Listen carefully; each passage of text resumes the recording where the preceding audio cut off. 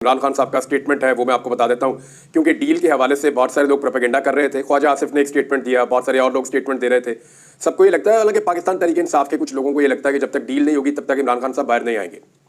अब मामला तो ये है कि अगर डील के साथ इमरान खान साहब ने बाहर आना होता तो वो बहुत पहले बाहर आ जाते। वो इदारों के साथ बातचीत करने के लिए तैयार हैं। बातचीत के नतीजे में वो जो चीज़ें मांग रहे हैं इदारे वो नहीं दे सकते। इमरान खान साहब अपना मैंडेट वापस मांगते हैं। इमरान खान साहब जो है कारकुनों के ऊपर जो मुकदमात किए गए, जो ज्यादतियाँ की गई, वो चीज़ें वापस मांगते हैं। फिर जो कुछ भी पाकिस्तान में रिजीम चेंज ऑपरेशन के बाद से अब तक हुआ, उसको वो चाहते हैं कि उसको रिवर्स किया जाए या कम से कम इंसाफ का रास्ता खोला जाए और अदालतों के जरिए से या ट्रिब्यूनल्स के जरिए से इंसाफ होने दिया जाए ताकि पाकिस्तान तहरीक इंसाफ का मैंडेट वापस मिल जाए। अब ये चीज़ें कोई देता नहीं है इमरान खान साहब को, और इसके बगैर इमरान खान साहब बाहर आते नहीं। मैंने आपको कई मरतबा कहा है कि जेल का छोटा दरवाज़ा खुला हुआ है और इमरान खान साहब को ये ऑफर बड़े लंबे अरसे से है कि आप सर नीचे करके इस दरवाजे में से गुजर के बाहर आ जाएं। लेकिन इमरान खान साहब ने जिद पकड़ी हुई कि नहीं, बड़ा वाला फाटक खोलो, मैं सर सीधा रख के जैसे अंदर गया था वैसे ही इज्जत के साथ वापस आऊंगा। यहां पे मसला फंसा हुआ है गुज़िश्ता बड़े लंबे अरसे से। मियां साहब वगैरह लेट लेट के जेलों से बाहर निकले हैं, जरदारी साहब भी व्हील चेयर के ऊपर बैठ बैठ के नीचे नीचे होके जेलों से बाहर निकले हैं, लेकिन इमरान खान साहब ये मान नहीं रहे। ये वाहिद आदमी है जो अब तक एक दिन भी अस्पताल नहीं गया, इसने कोई मेडिकल ग्राउंड नहीं बनाई। रोजाना इमरान खान के बारे में एक नई कहानी लॉन्च की जाती है हुकूमत की जानिब से, लेकिन शाम होते होते या अगला दिन आते आते वो कहानी जो है वो आउटडेट हो जाती है, फारिग हो जाती है और सारे उसको कचरे के डब्बे में फेंक देते हैं। इमरान खान साहब का डील के हवाले से खुद का स्टेटमेंट आ गया है, और वो स्टेटमेंट क्या है मैं आपको पढ़ के सुना देता हूं। शुएब शाहीन साहब है इमरान खान साहब के लॉयर है। उन्होंने इमरान खान साहब से मुलाकात की और उन्होंने ये दावा किया कि इमरान खान ने एस्टेब्लिशमेंट से डील की खबरों को झूठ करार दे दिया है। अडियाला जेल में इमरान खान से मुलाकात के बाद वो मीडिया से गुफ्तगू कर रहे थे और उन्होंने जो बातचीत हुई वो बाहर आकर बताई। उन्होंने बताया कि इमरान खान ने कहा कि जो इंसानी हकूक़ की खिलाफ वर्जी हुई है, इमरान खान साहब के साथ जो कुछ भी हुआ है, इस पर सुप्रीम कोर्ट में जाऊंगा। पहले 10 दिन छोटे से कमरे में बंद रखा गया और अगले 10 दिन सिर्फ 1 घंटा बाहर निकलने की इजाज़त थी। फैमिली और वकला से भी नहीं मिलने दिया गया, जबकि नवाज शरीफ, शहबाज शरीफ से 40-40 लोग मिलते थे। मैंने आपको पहले बताया था कि मियां साहिबान का वर्ल्ड रिकॉर्ड है। दुनिया की तारीख में कोई सियासी कैदी इतनी मुलाकातें नहीं करता था जितनी नवाज शरीफ साहब ने की हैं। हमने एक दिन छुट्टियों वाले दिन भी मिला के एवरेज निकाली थी कि कितने दिन ये जेल में रहे और टोटल कितनी मुलाकातें हुई, तो पता चला कि मियां साहब की पर डे 22 मुलाकातें बनती हैं। छुट्टियों वाले दिन मिला के भी 22 मुलाकातें बनती थी। ये डाटा हमने उस दौर में निकाला था जेल के अंदर से कि जेल में नवाज शरीफ साहब की जो मुलाकातें हो रही थी तवातर के साथ और जितने लोग जाकर मिलते थे, यानी जेल के बाहर का एक पूरा हिस्सा मख्तस था PMLN के लिए, शरीफ खानदान के लिए और उनके लोगों के लिए। ये सारे जाकर वहां पे अपनी एक पंचायत लगा लेते थे।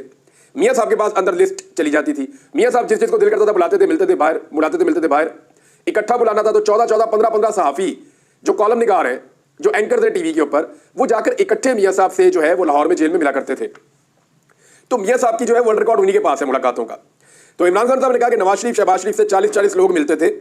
घर के खाने समेत एयर कंडीशन कमरे मिले हुए थे इनको, घर का खाना भी मिला हुआ था। शुएब शाहीन ने कहा कि कादी फायद ईसा के मुताल्लिक इमरान खान ने कहा कि उन्होंने तो जस्टिस मुनीर को भी बुलवा दिया, यानी उनकी याद भी बुलवा दी। कादी फायद ने फ्रॉड इलेक्शन को तहफ़्फ़ुज़ दिया। नैब तरमीम इसलिए मंजूर की कि इसमें वो खुद बेनिफिशरी थे। कादी फायद की भी लंदन में 3 प्रॉपर्टीज़ थी। वो तारीख के बदतरीन चीफ जस्टिस साबित हुए। जुडिशरी के बजाय ब्यूरोक्रेसी से ROs लेकर फ्रॉड इलेक्शन की बुनियाद रखी। ये कादी फायद साहब ने बड़े बड़े कारनामे किए हुए हैं। बानी PTI ने डील की खबरों को झूठ करार देते हुए कहा कि वो मिलिट्री कोर्ट से नहीं डरते और हकीकी आज़ादी के लिए अपना जिहाद कर रहे हैं। इमरान खान की बहन अलीमा खान ने भी मीडिया से गुफ्तगू करते हुए बताया कि इमरान खान ने कहा है कि वो हरगिज़ डील नहीं करेंगे, मिलिट्री कोर्ट्स और जुल्म सह लेंगे मगर झुकेंगे किसी सूरत नहीं। अब ये जनाब इमरान खान साहब ने डील के बारे में क्लियर ये सारी बात बता दी है। एक और चीज़ मैं आपके सामने रख देता हूँ कि देखिए 2 जज हैं। मैं इससे पहले कि बात को तफसील से करूँगा, सिर्फ ये बता देता हूँ कि अब वज़ीर दाखिला ने एक स्टेटमेंट दिया जिसके बाद ये सूरत शुरू हुई है। वज़ीर दाखिला का ये कहना है कि जिन लोगों ने कादी फायद ईसा के खिलाफ बैरून मुल्क एहतजाज किया, वैसे तो हुकूमत इसको हमला करार दे रही है। हुकूमत का ये कहना है कि कादी फायद ईसा के ऊपर बैरून मुल्क में हमला हुआ है, और जो हुक्म दिया वो मैं एक्सप्रेस न्यूज़ की खबर आपको पढ़ के सुना देता हूँ। जरा सिंपल कर देते हैं ना, जो टीवी चैनल ने कहा है, जो अखबार ने लिखा है, वो आपको पढ़ के सुनाता हूँ ताकि उसके ऊपर तज्जिया करने में, आपको हकायक बताने में आसानी रहे। वज़ीर दाखिला ने कहा कि लंदन में साबिक चीफ जस्टिस कादी फायद ईसा और पाकिस्तानी हाई कमीशन की गाड़ी पर हमला अफसोसनाक है। नादरा को हमला आवों की शनाख्त के लिए फौरी इकदाम और शनाख्ती कार्ड मनसूख करने का उन्होंने हुक्म दे दिया है कि जनाब शनाख्त करें। इनके खिलाफ FIR भी दर्ज करने की बात की गई है। इनके खिलाफ कानूनी कार्रवाई भी की जाएगी। पाकिस्तान में FIR दर्ज करके मजीद कार्रवाई की जाएगी। हमला आवरों के शनाख्ती कार्ड ब्लॉक किए जाएंगे और पासपोर्ट मनसूख किए जाएंगे। ये जनाब वज़ीर दाखिला ने कहा कि जो कादी फायद ईसा साहब की इज्जत अफजाई हुई है बरतानिया में, उस हवाले से। अब देखें 2 जजेस हैं जो इस वक्त पाकिस्तान में नहीं है। एक चीफ जस्टिस के बड़े मनसब से रिटायर हुआ, आज से 1-2 साल पहले उसकी पाकिस्तान में बहुत इज्जत थी, लेकिन जब वो अपने मनसब पे आकर बैठा चीफ जस्टिस के, तो इंसानी हकूक को भुला दिया, बदतरीन इंसानी हकूक की खिलाफ वर्जियां हुई, हर गलत काम के अंदर काजी फायद ईसा साहब ने सहूलतकारी की, तारीख का बदतरीन मैंडेट चोरी हुआ और काजी साहब ने सहूलतकारी की। यानी जो कुछ भी इस मुल्क में हुआ, जो बुरा हुआ, उसका हिस्सा काजी साहब जरूर बने और उस पर फख्र भी करते रहे, बल्कि अपने मुखालिफिन को ना सिर्फ कुचलते थे बल्कि उनका मजाक भी उड़ाते थे। यानी काजी साहब ने कहा था ना कि अगर आप किचन की गर्मी बर्दाश्त नहीं कर सकते तो फिर आप निकल जाएं, आप वहां से निकल जाएं। तो यही वो काजी फायद ईसा साहब हैं जो जुल्म के ऊपर मुस्कुराते थे, इंजॉय करते थे। अब काजी साहब जो है, जब वो बरतानिया में मौजूद हैं तो पाकिस्तानियों ने उनके खिलाफ एहतजाज किया।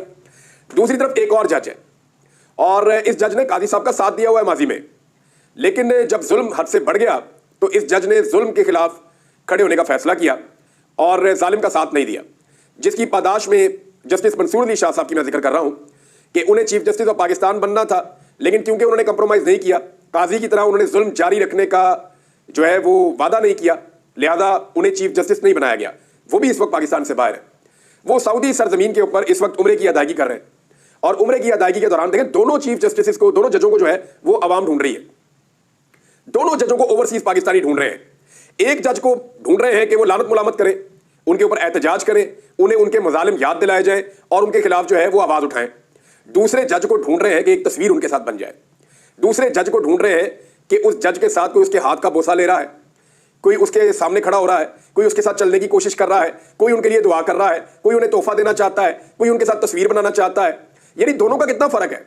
एक जज के साथ कोई सिक्योरिटी नहीं है, वो जहां जाते हैं पाकिस्तानी उनकी हिफाजत करते हैं, पाकिस्तानी उनसे प्यार करते हैं, उनके लिए दुआएं करते हैं, नेक तमन्नाएं उनके लिए और उनका ख्याल रखते हैं, उनके साथ तस्वीरें बनाते हैं। ओवरसीज पाकिस्तानी है, किसी पॉलिटिकल पार्टी के किसी बंदे को कोई शिकवा नहीं है।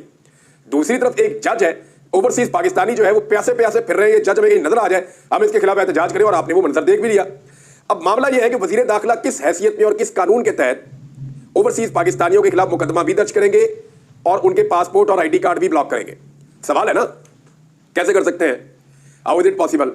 भाई वो वहां शख्सी आजादियां हैं, वो बरतानिया है, वहां पे जमहूरियत है, आजादी है, सारे राय है, वहां पे रूल ऑफ लॉ है।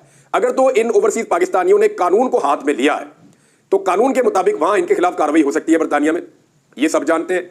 बहुत सारे मुकदमा PMLN के लोगों ने PTI के लोगों पे और बहुत सारे PTI के लोगों ने PMLN के लोगों पे भी किए हुए हैं और दोनों तरफ के लोगों ने अपने अपने मुकदमा जीते भी हुए हैं। लिहाजा वहां पे रूल ऑफ लॉ है। आपने अगर मुकदमा करना है तो वहां पे करें। अगर कुछ गलत हुआ है, जिसको आप हमला करार दे रहे हैं वो तो एहतजाज था, लेकिन अगर किसी शख्स ने लिमिट क्रॉस की है तो उसके खिलाफ कानूनी कार्रवाई बरतानिया में हो सकती है। लेकिन बरतानिया में होने वाले एक एक्ट के ऊपर पाकिस्तान का वजीर दाखिला पाकिस्तान में FIR दर्ज करके कैसे पाकिस्तान के अंदर जो है वो ID कार्ड और पासपोर्ट ब्लॉक कर सकता है? एक वाकया जिस मुल्क में हुआ है वहां पे वो जुर्म नहीं है, लेकिन पाकिस्तान में उसने जुर्म बना लिया कि उसको बुरा लग रहा है। इसी वजीर दाखिला को गौर करना चाहिए कि पाकिस्तान में क्या हो रहा है। क्या वजीर दाखिला को एक दिन पहले चौधरी एजाज की बीवी की प्रेस कॉन्फ्रेंस नजर नहीं आई?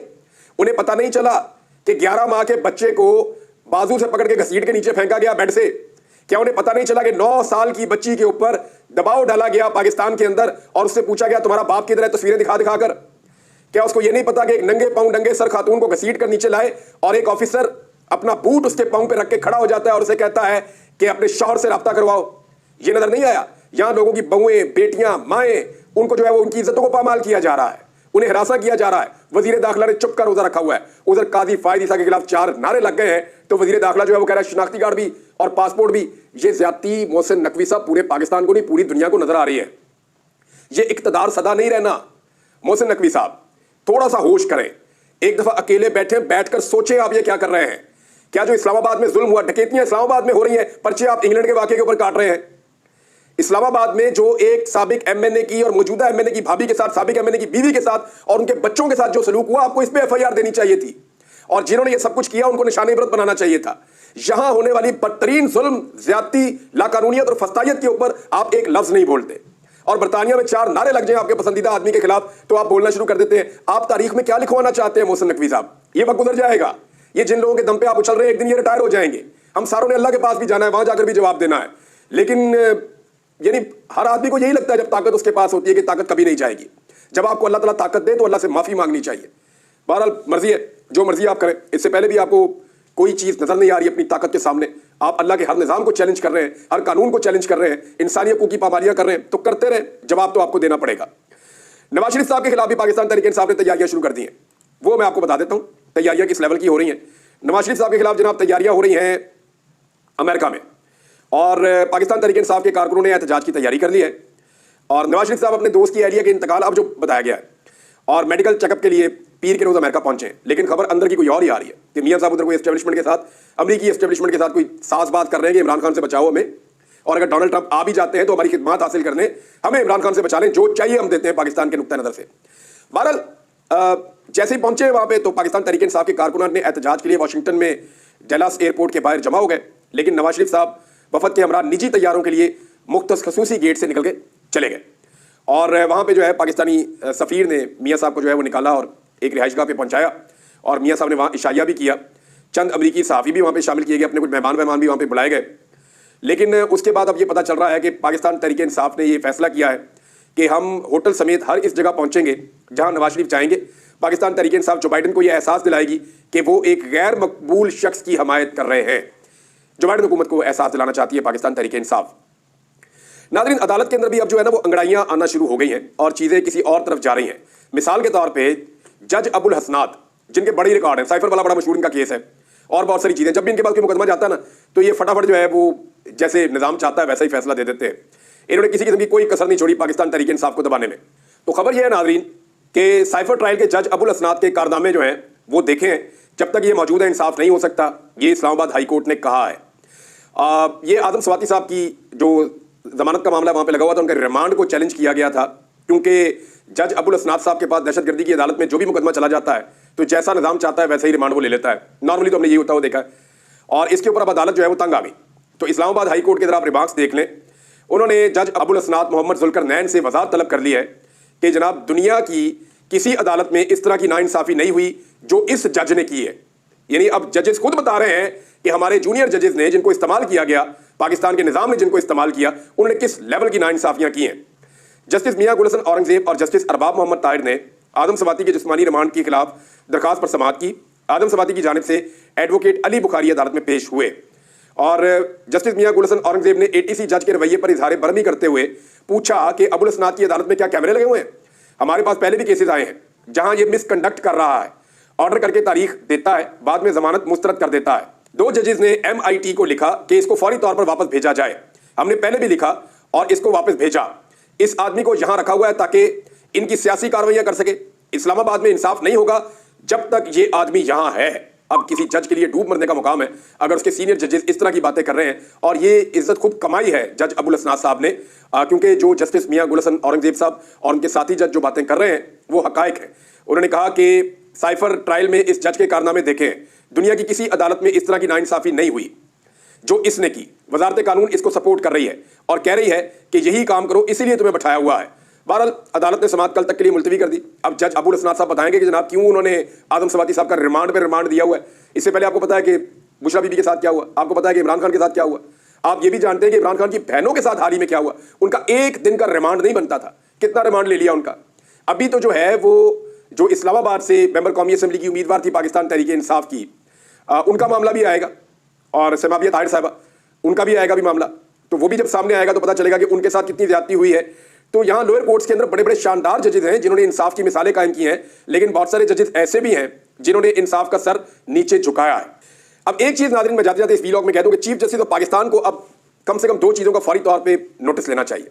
एक, जो MNA की भाभी और साबिक MNA की बीवी ने इस्लामाबाद में एक प्रेस कॉन्फ्रेंस करते हुए बताया कि इस्लामाबाद के अंदर वफाकी दारुल-हुकूमत के अंदर उनके और उनके खानदार के साथ किस लेवल का जुल्म हुआ, छोटे बच्चों के साथ और खवातीन के साथ किस लेवल का जुल्म हुआ, इसके ऊपर चीफ जस्टिस ऑफ पाकिस्तान को जरूर नोटिस लेना चाहिए।